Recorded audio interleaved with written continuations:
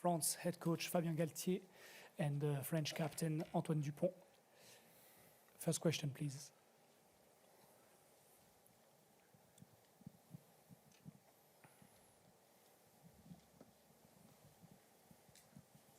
Bonsoir, Romain Bergogne, journal de l'équipe. Fabien, j'imagine que tu as apprécié la réaction de tes hommes en deuxième période après une première période un peu plus compliquée. C'est vrai qu'on n'a pas contrôlé le jeu en première mi-temps. Beaucoup, à mon sentiment, me semble-t-il, pris un peu par l'atmosphère, alors qu'on s'était préparé à ça. Et un scénario de début de match, on va dire, où on donne des clés assez faciles aux All Blacks.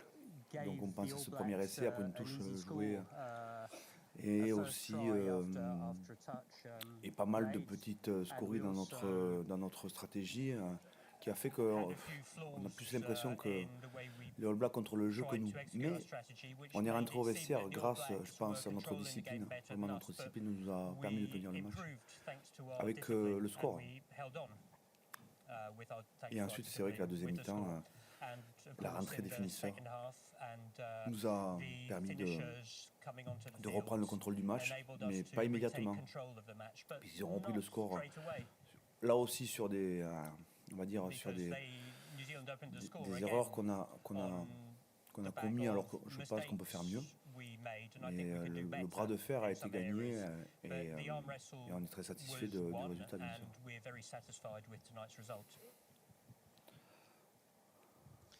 Fabien, Nico Zanardi ici, donc c'est ce côté.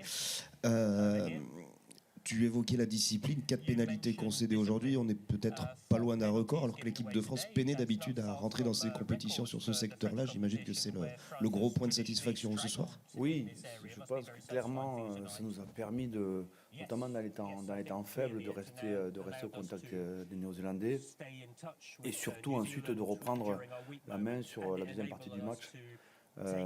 Et de permettre aussi à Thomas Ramos de nous maintenir à flot avec son pied. Après, dans un match, on n'a jamais un secteur, c'est difficile d'identifier le secteur qui va nous permettre d'être compétitif. Il y a toujours 3-4 cases à cocher en fait, pour être en capacité de gagner le match. Et celle-là, vraiment, aujourd'hui, elle a été essentielle.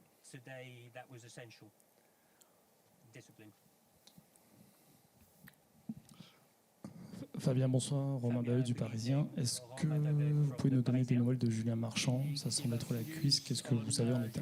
Déchirure sur une hyperextension, sur un grattage. Moi, je viens de voir le ralenti en fait, tout à l'heure. Je ne peux pas vous en dire plus. Il a préféré sortir, il avait trop diminué.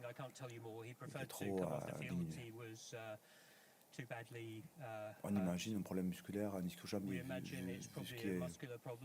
les symptômes et vu l'aspect clinique.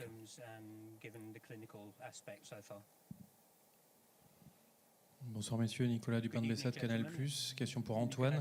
Au micro du speaker, tu as parlé d'un match laborieux et à la fin, il y a quasiment 30 points face à la Nouvelle-Zélande. Est-ce que dans tes rêves les plus fous, c'était un tel écart?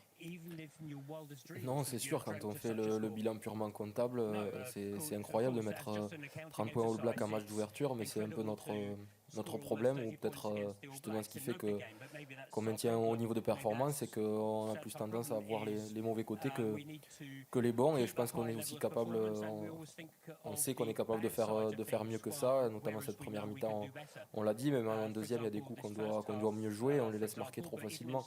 Donc sur un match qui paraît plutôt moyen de notre part, on arrive quand même à mettre 30 points, ce qui est hyper positif évidemment.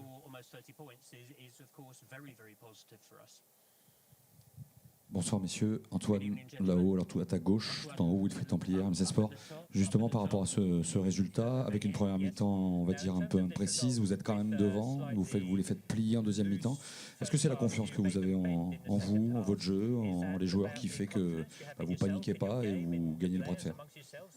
Oui, je pense que c'est une partie de la réponse. On a pu acquérir une confiance collective sûre maintenant depuis plusieurs saisons, avec des scénarios de match différents, des contextes différents, où on a toujours, pas toujours, mais souvent réussi à ressortir avec la victoire, ce qui fait que même quand on prend des points, on arrive à ne pas s'affoler, à savoir comment il faut qu'on revienne chez eux avec des choses simples. Et je pense que c'est aujourd'hui nos basiques, notre défense, notre conquête, notre jeu au pied qui nous a permis d'abord rester dans le match et puis finalement de basculer, de prendre le large. Avec Fabien en a parlé, l'apport des finisseurs, que ce soit devant et derrière, on a vraiment senti une plus-value et je pense qu'on a dominé à partir aussi de ce moment-là où on sentait qu'on avait plus de facilité à les mettre à la faute et donc évidemment à venir chez eux, soit par des pénales touches ou soit en marquant des points face au poteau.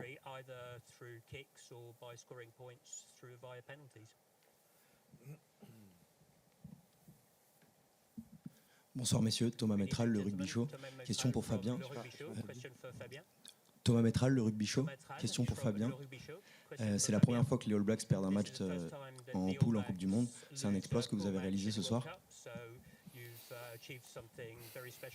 Disons que c'est les faits. Les faits font que les All Blacks sont présentés avec 31 victoires consécutives en compétition depuis 9 Coupes du Monde et aujourd'hui pour la 10e ils ont perdu leur premier match de phase qualificative face à nous en France. On peut considérer que pas un exploit mais on a coché cette case aussi et c'était important pour nous, c'est très important. Le score 29 points, un point nous suffisait, on voulait accrocher cette victoire de prestige.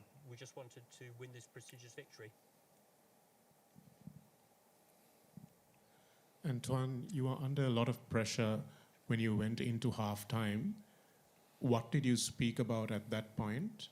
And especially when the All Blacks scored immediately after halftime, what did you discuss under the goalpost while the conversion was being taken? Et il fallait qu'on se libère, on a été plutôt inhibé sur le début de match. On a été mis sous pression, notamment sur les zones de ruck, où il fallait qu'on mette l'accent là-dessus. On a rendu des ballons trop facilement, on n'a pas réussi à faire 3 temps de jeu d'affilée. Et après, il fallait juste qu'on se lâche, qu'on arrive à jouer les ballons d'attaque, à se faire des passes, à se faire la passe de plus. Il y a plusieurs fois où on n'a pas joué collectivement, je pense pas par égoïsme, mais plus par peut-être la pression, ce poids de ce match d'ouverture qui faisait qu'on voulait jouer un peu plus sécure et pas faire cette passe de plus qui justement nous fait du bien dans notre jeu. Quand on l'a plus aéré, on a plus de facilité à trouver des solutions. Et donc ça a été ça le discours à la mi-temps et tout en gardant ce qui a fait qu'on était dans le match encore, c'est-à-dire notre défense et notre conquête. Question pour Fabien encore. Parmi les points négatifs de la rencontre que vous avez évoqués, il y a eu beaucoup de plaquages manqués en première mi-temps, notamment derrière. Est-ce que c'est lié à cette inhibition dont parlait Antoine ou est-ce qu'il y avait autre chose? Ce sont clairement des points d'amélioration. Mais on doit être plus collectif avec le ballon et on doit être aussi plus collectif sans le ballon. C'est vraiment le point qu'on a identifié à la mi-temps et la demande qui a été faite à la fois aux joueurs sur le terrain, à la fois aux finisseurs. Est-ce que c'était l'enjeu qui faisait qu'on s'est un peu rétracté? Sûrement. C'est des petits signaux faibles aussi qu'on avait sentis sur les matchs de préparation. Parfois, on aurait pu faire une passe de plus, on aurait pu se connecter un peu plus vite à son défenseur intérieur-extérieur. Ça nous a empêché parfois sur les matchs de préparation d'être plus performants et on l'a retrouvé aujourd'hui sur une partie du match. Sur une partie du match parce que la deuxième partie du match c'est vraiment, je crois collectivement, une réussite, une grande réussite. D'abord la capacité de redresser la barre et ensuite de reprendre le contrôle du match en étant très collectif, à la fois individuellement, à la fois en défense et à la fois avec le ballon.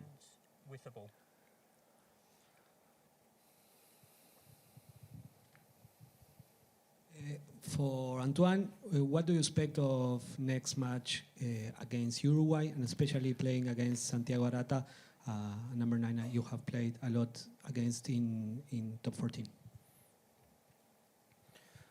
Là, pour le moment, on va surtout profiter et récupérer de ce match-là.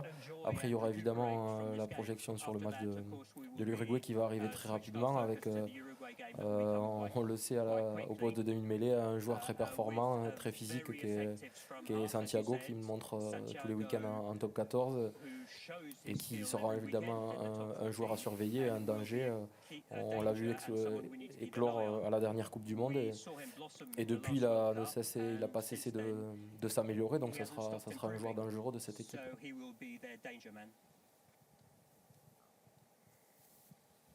Bonsoir, je suis David de l'agence France Presse, ici, à votre droite. Bonsoir. Quelque chose sur les conditions. Il faisait très chaud, il faisait très lourd. Ces conditions, ils ont quel impact sur votre jeu et le match en général? Mais ça, je sais pas trop, mais c'est sûr que ça a rendu le ballon plus glissant déjà. On l'a vu, même les Néo-Zélandais qui ont fait plusieurs fautes de main dues au ballon. Et évidemment que jouer avec 30 degrés dans un stade comme le Stade de France, où il n'y a pas beaucoup d'air, c'est pas évident. On l'a senti dès l'échauffement, évidemment on transpire beaucoup, on se sent un peu plus lourd, c'est plus compliqué d'accélérer. On a vu pas mal de joueurs avec des crampes, mais voilà, les conditions climatiques elles sont pour les deux équipes et je pense qu'on a peut-être eu un temps d'adaptation aussi. C'est peut-être en partie pour ça sur le début du match, mais honnêtement je ne suis pas sûr. On a bien réagi par rapport à ça et surtout comme je disais, on a bien fini le match, ce qui est très important et hyper positif.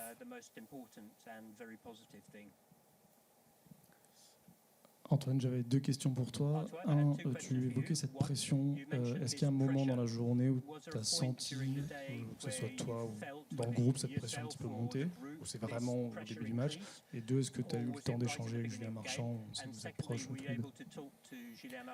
On a surtout senti qu'elle était très longue cette journée, un peu à l'image de la semaine déjà, mais évidemment la journée, quand on joue à 21h avec un match, une affiche comme ça, la journée est très longue en restant la plupart du temps dans la chambre, donc il faut passer le temps et essayer de se vider la tête, de penser à autre chose, plutôt que rester focus sur le match toute la journée, ça peut être pesant aussi. Je pense qu'on l'a plutôt bien géré. Quand je disais cette pression, c'était peut-être quelque chose d'inconscient, où on avait vraiment envie de bien faire les choses et de peut-être prendre moins de risques qu'à l'accoutumée, ce qui ne nous a pas forcément été bénéfique sur le début de match, mais comme je disais, on a bien redressé la barre en suivant. Et concernant Julien, on a vu les mêmes images que vous, une hyperextension, on a senti qu'il avait une douleur à l'ischio, donc on va attendre de voir les résultats. Évidemment, c'est toujours des moments d'inquiétude, pas évident quand il y a la blessure qui frappe, surtout quand on n'a pas encore le diagnostic final. On est toujours dans l'attente et on espère que ça ne sera pas trop grave pour Julien. Une Coupe du Monde, c'est long aussi. Il y aura d'autres matchs à jouer. On espère qu'elle sera la plus longue possible. Mais oui, c'est toujours des moments pas simples quand on voit un ami, un joueur de l'équipe se blesser, mais on peut voir aussi la rentrée de Peato, et ce qui montre qu'on a de la profondeur à ce poste, et encore Pierre qui était en tribune, donc dans tous les cas je suis pas inquiet pour la suite. Bonsoir, Winnie Claret, RMC Sport, tout en haut à gauche de vous. Là, juste ici, bonsoir. Petite question, Fabien, pour vous. Vous vouliez pas vous projeter trop sur ce match d'ouverture, ou en tout cas sur le scénario. Maintenant, ça y est, c'est derrière vous. Est-ce qu'on peut dire que la France a réussi son entrée dans cette Coupe du Monde, maintenant qu'on y est? Simplement, oui. Oui, le scénario, impossible de l'imaginer. Oui. Par contre, on a réussi à faire, en termes de coaching, on a quasiment réussi à faire tout ce qu'on voulait faire. Oui, le scénario il est parfait. Le résultat est parfait, on va dire. Le scénario, peut-être un peu moins, puisqu'on a perdu peut-être pour quelques jours. Julien, je dis pour quelques jours. Attention, je pèse bien mes mots. Coupe du Monde, c'est long. Donc, quand on a un joueur qui se blesse, on n'est jamais content. C'est déjà le premier, on va dire, la première réaction, c'est d'abord les joueurs en bonne santé. Et ensuite, bien sûr, le résultat. Et le résultat est très satisfaisant. On va prendre une dernière question. Last question, please. Fabian, Nick Simon, Daily Mail. Bernard Laporte said the other week that he hopes this World Cup will galvanise the country at a time where there's maybe societal cracks. Did you feel that out there in the stadium today, and do you have similar hopes that this team can sort of bring a bit of unity?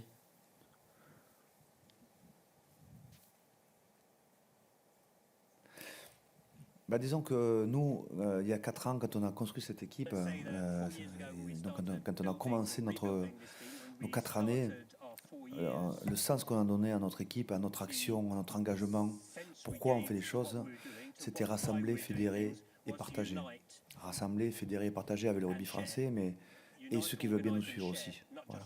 Donc on a toujours cette même vision qui va au-delà du rugby, bien sûr. C'est continuer à rassembler, fédérer et partager avec ce qu'on peut faire, c'est-à-dire jouer au rugby avec du cœur, avec des valeurs. Et Antoine adore dire aussi de l'amour. C'est la fin de cette conférence de presse. This is the end of this media conference. The mixed zone will open with the New Zealand players that are already waiting in the mixed zone and will be followed by the French players afterward.